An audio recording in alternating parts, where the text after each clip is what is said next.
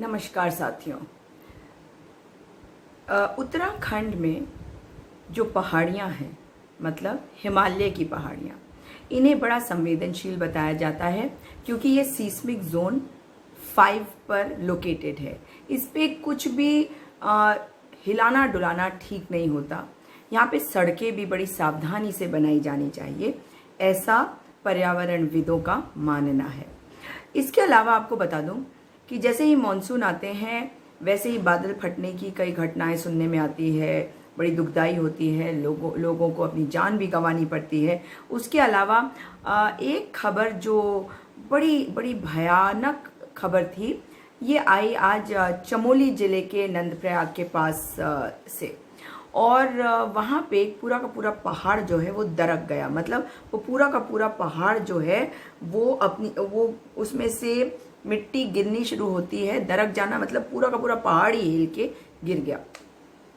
और जो वो पहाड़ है वो पूरा का पूरा दरक के वहाँ पे जो नदी है उसमें गिर गई। मैं ये बात आपको क्यों कह रही हूँ, आप पहले इस वीडियो को देखिए, फिर उसके बाद आगे बताती हूँ।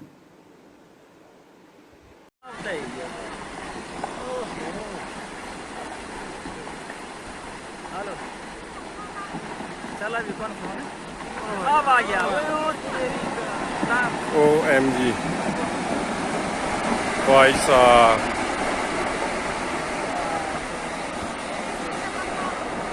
हाँ भाई, ये क्या हो गया भाई? अब बात करना चाहती हूँ मैं चार धाम सड़क परियोजना के बारे में। आपको ये बता दूं कि जब भी कोई सड़क बनाई जाती है और पहाड़ी क्षेत्रों में, तो अगर 1 किलोमीटर सड़क बनाने की ज़रूरत पड़े तो आप ये समझ लीजिए कि 30 से 60,000 meter cube 30 to 60,000 meter cube जो मलबा होता है वो निकलता है 1 किलोमीटर सड़क बनाने के लिए।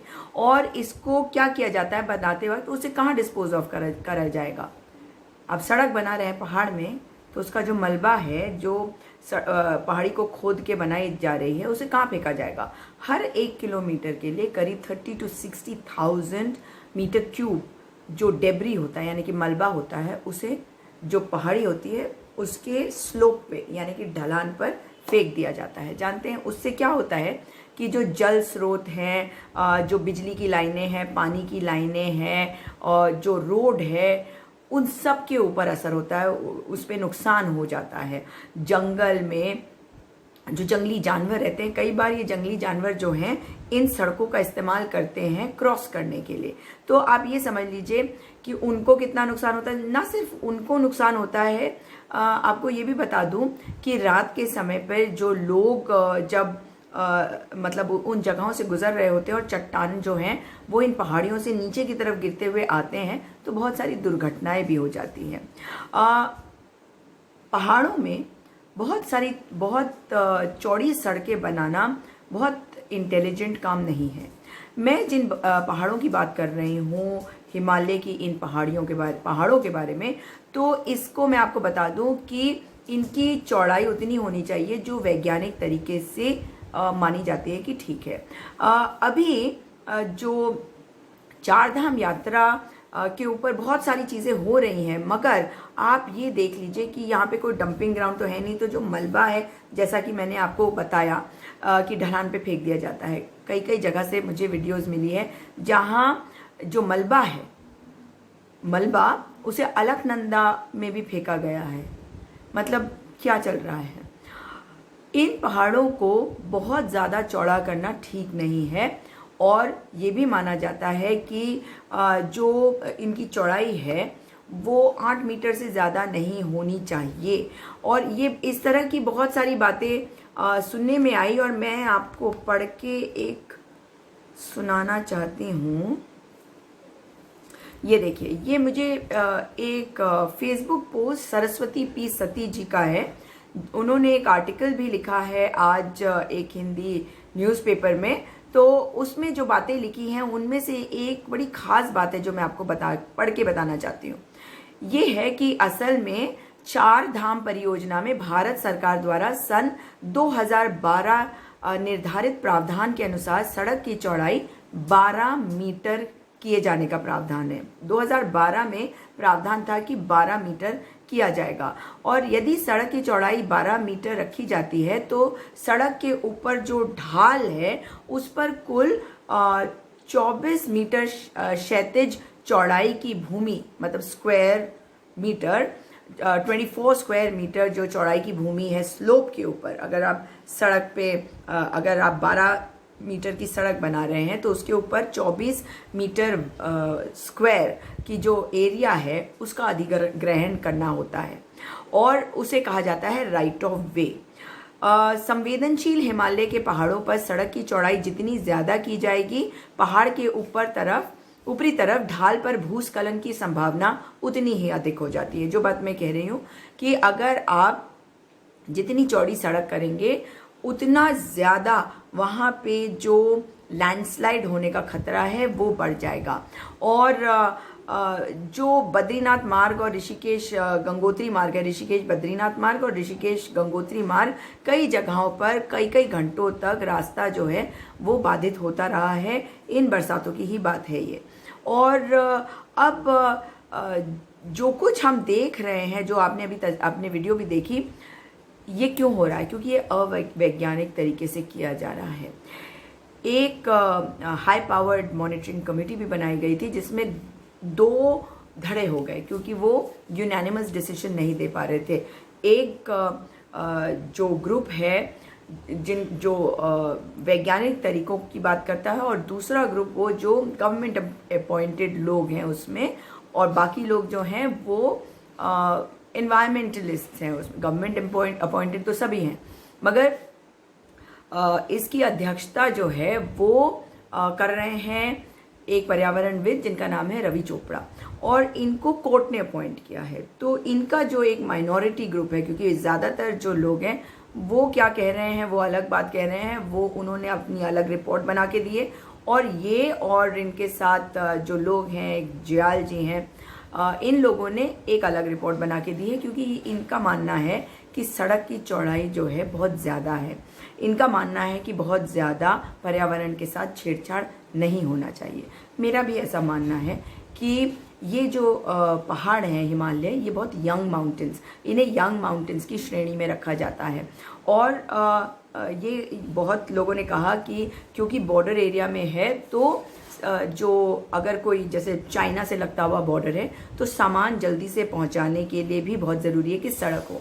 मगर मैंने एक न्यूज़ आइटम में देखा कि जनरल बिपिन रावत जी का ये कहना है कि हमें बहुत ज़्यादा चौड़ी सड़क की ज़रूरत नहीं है, इतना होना चाहिए कि उसमें से जो गाड़ियां हैं वो ठीक तरह से गुजर सके। और आपको साथ में बता दूं कि ये भी माना जाता है कि जो फौज है वो जो वो ब्रिजेस बनाते हैं ना टेम्प्रेरी, अगर कभी ज़रूरत पड़े तो उन ब्रिजेस को फटाफट हटा दिया जा सकता है, उन ब्रिजेस को फटाफट डिसमेंटल किया जा सकता है ताकि दुश्मन इधर की तरफ ना आए। तो बहुत सारे कारण होते हैं, मगर ये कारण अगर दिया जा रहा है तो मुझे नहीं लगता कि ये सही है कि बॉर्डर एरिया में है और सामान अगर कभी ज़रूरत पड़े एकदम बॉर्डर्स पे पहुंचाने के लिए, इसलिए सड़क को चौड़ा होना ज़्यादा ज़रूरी है। सड़क जो है वो उतनी चौड़ी रहे जितने में गाड़ी आराम से निकल जाए, 2 गाड़ियां आराम से निकल जाए, वो काफ़ी होनी चाहिए। पहाड़ों में हम क्या कर रहे हैं, हम टनल खोद रहे हैं, वो भी हिमालय की पहाड़ियों पर। जो ये अभी आप देख रहे हैं जिस तरह की आपदा आ रही है, इससे साफ है कि खतरे जो हैं वो बहुत बढ़ रहे हैं। तो सरकार को सोचना चाहिए कि वे एक्सपर्ट्स की एडवाइस लें और तभी इन चीज़ों को करें, वरना आने वाले समय में बहुत नुकसान हो सकता है। ऑल वेदर रोड के 4 धाम यात्रा के लिए जो 4 धाम रूट बनाया जा रहा है उसको लेकर पर्यावरणविदों के मन में बड़ी शंकाएं हैं, और जब ये कहा जा रहा है कि उससे कनेक्टिविटी बढ़ेगी, रोड तो होती ही है कनेक्टिविटी बढ़ाने के लिए, लेकिन अगर वो पहाड़ जो है वहाँ पे इसी तरह से दरकने लगे, इस तरह से भूस्खलन होने लगे, इस तरीके से वहाँ पे अर्थक्वेक आ जाए, तो हमें सोचना चाहिए कि हमें क्या करना है। तो सरकार से निवेदन करती हूँ कि वैज्ञानिक तरीकों को अपनाएं। हम अभी 2013 की जो आपदा है उससे नहीं उबर पाए हैं, और आपदा देखने की हिम्मत नहीं है इन पहाड़ों में। कोरोना काल में ये काम चलता जा रहा है और ये कहा जा रहा है कि मैंने एक और न्यूज़ आइटम देखा, भागीरथी इको सेंसिटिव जोन को प्रकाश जावड़ेकर जी ने अप्रूवल दे दिया है जोनल मास्टर प्लान को। वो कह रहे हैं कि जल्दी से जल्दी ये रोड प्रोजेक्ट बनेगा। मुझे समझ में नहीं आ रहा कि प्रकाश जावड़ेकर जी फॉरेस्ट और एनवायरनमेंट मिनिस्ट्री को देखते हैं, क्या उनको ये सारे सवाल नहीं उठाने चाहिए? वे कह रहे हैं नहीं, जोनल मास्टर प्लान को हम जल्दी से हमने इसको अप्रूवल दे दिया है ताकि जल्दी से रोड का प्रोजेक्ट बन जाए। मतलब इन्हें कंस्ट्रक्शन की ज़्यादा चिंता है बजाय इसके कि ये मतलब पहाड़ों की, पर्यावरण की, जो वहाँ पे बायोडाइवर्सिटी है, जानवर हैं, उनकी चिंता करें। और ये इन्होंने क्यों करा? क्योंकि एक मीटिंग हुई थी चारधाम रूट के ऊपर जिसकी अध्यक्षता करी नितिन गडकरी जी ने। उनका तो काम है, वो तो रोड ट्रांसपोर्ट और हाईवेज मिनिस्टर हैं, तो उनका तो काम ही है ये देखना कि जल्दी से जल्दी अच्छे रोड बने। लेकिन ये चीज़ बहुत ज़रूरी है देखना कि हम चीज़ों को ठीक तरीके से कर सकें। और हमारे उत्तराखंड के मुख्यमंत्री भी इस मीटिंग में थे और जनरल वीके सिंह भी थे।